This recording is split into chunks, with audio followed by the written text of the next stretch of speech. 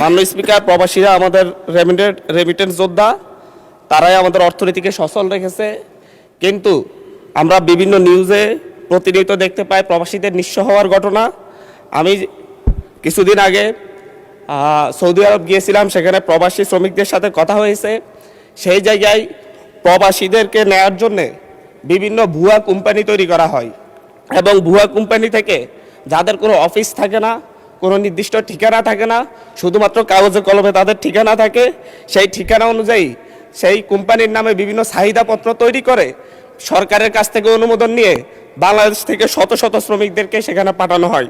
তারা সেখানে গিয়ে বিমান ভাড়া। মাননীয় সদস্য, লিলি আল্ট্রাসফট সিরাম জেল, যা গভীর থেকে স্কিনে দেয় 3 গুণ সিরাম হাইড্রেশন। সিরাম জেল হাইড্রেশনে ব্রাইট থাকো সব সিজনে। আমাদের এটা হচ্ছে not statement, it's a question. মাননীয় প্লিজ স্পিকার, আপনি একটা কোশ্চেন করেন, তাহলে অন্য মাননীয় সদস্য সুযোগ পাবেন আরেকটা কোশ্চেন মাননীয় করার। স্পিকার, আমি Thank you. ব্যাকগ্রাউন্ডটা বললে কোশ্চেনটাকে ক্লিয়ার হতো। তো এই জায়গায় তারা সেখানে গিয়ে দেখতে পাই যে কোনো কোম্পানি নেই এবং হচ্ছে তাদের কোনো চাকরি পায় না। আমরা কিছুদিন আগেও দেখেছি যে হচ্ছে একজন না খেয়ে রাস্তায় মারা গিয়েছে।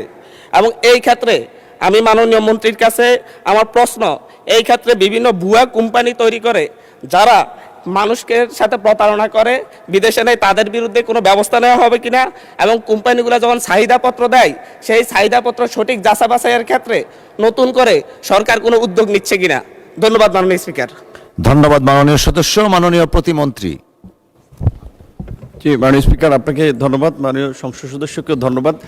তিনি একটি গুরুত্বপূর্ণ বিষয় আমাদের সামনে এনেছেন। এটা সঠিক যে ইদানিং লক্ষ্য করা যাচ্ছে যে বাংলাদেশি, বিশেষ করে যারা দেশের বাইরে যাচ্ছে, তারা অনেকে মিলে কিংবা ওই দেশের মালিক পক্ষের সাথে মিলে একটা নামে মাত্র কোম্পানি খুলে তারপরে এখান থেকে অনেক লোক নিয়ে যায়। দেখা যায় সে কাজ দিতে পারবে না 10 জনকে, লোক নিয়ে যাচ্ছে 100। এখান থেকে কিন্তু বিজনেস করতেছে তারা। সো এখন ওইখানে যখন একটা ডিমান্ড লেটার ওখানকার দূতাবাস কর্তৃক সত্যায়িত এখানে জমা দেয়, তখন কিন্তু আমরা এটা ধরে নেই যে ওখানকার এমবাসি যাচাই বাছাই করেছে। তো আমাদের যেটা একটু গ্যাপ আছে, আমি মনে করি আমাদের ওখানকার যারা দূতাবাস বিশেষ করে ওই দেশগুলোতে আছেন, তাদের আর একটু কঠোর নজরদারি, মনিটরিং এবং যাচাই বাছাই প্রয়োজন। এই বিষয়ে আমরা পররাষ্ট্র মন্ত্রণালয়ে যৌথভাবে কাজ করছি। আমাদের মন্ত্রণালয়ের অধীনে 27টি দেশে 30টি শ্রম কল্যাণ উইং রয়েছে।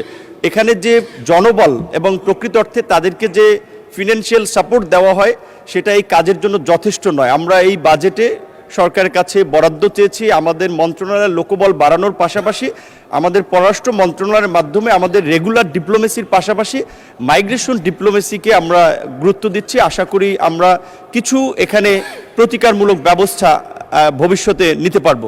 ধন্যবাদ।